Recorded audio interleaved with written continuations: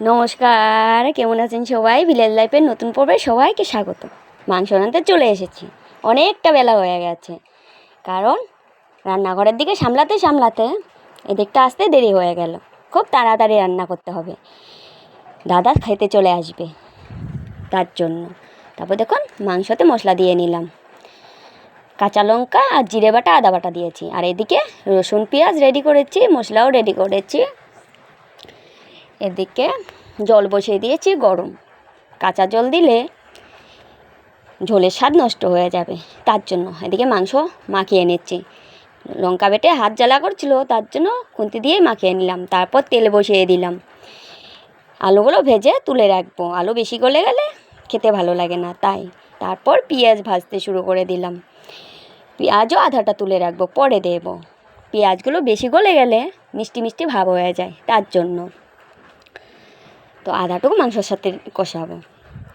তো তারপর মাংস দিয়ে দিলাম, দেখুন তেল অনেকটা দিয়েছি। যখন সিদ্ধ হয়ে যাবে তখন দেখবেন তেল ভিতরে ঢুকে গেছে। এমনভাবে সিদ্ধ করব তেল বেশি ভেসে থাকবে না, সব তেল ভিতরে ঢুকে যাবে। তারপর একটু ভেজে নিয়ে কষাতে দেব, সিদ্ধ হতে দেব। তো ভেজে নিচ্ছি আস্তে আস্তে করে। মাংস রান্না করি ঠিকই, দাদার জন্য রান্না করতে হয়, খেতে হয়, কিন্তু মাংস খেতে আমার খুব কষ্ট হয়। পাঠাদের বলে দেওয়ার সময় যে কান্না করে, সেই কান্নার আওয়াজটা আমার কানে বাধে। জানি না ভগবান কবে আমার মাংসর থেকে মন তুলে নেবে।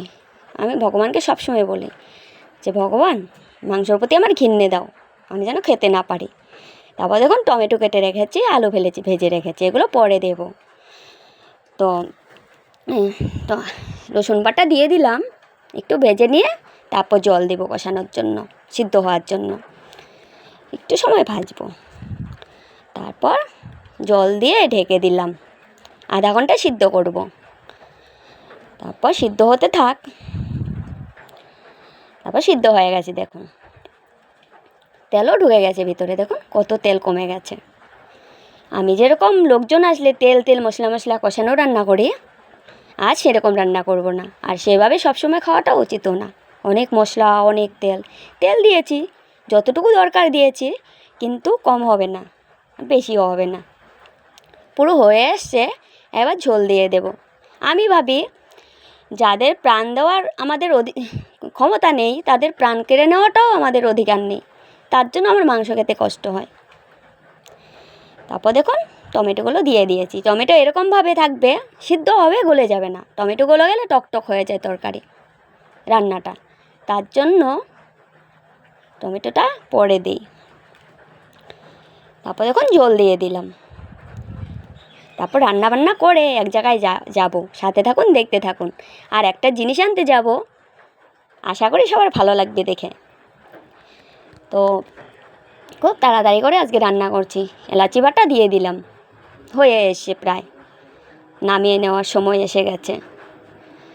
তো হয়ে গেছে, দেখুন দেখুন তেল উপরে খুব একটা ভাসছে না। আর রান্নাটা করেছি কাঁচা লঙ্কা দিয়ে, তার জন্য লাল লাল ভাবটা আসেনি।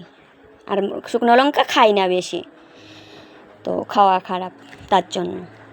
তারপর গ্রামের রাস্তা ধরে যাচ্ছি, রাস্তা বলতে বাগানের মাঝখান দিয়ে। রাস্তা ভেঙে নিয়ে গেছে নদীয়ে। দেখি বৌদি গাঁদা ফুল গাছ গাড়ছে, দেখে খুশি হলাম যে আমার মতো কেউ অন্য একজনও ফুল গাছ ভালোবাসে।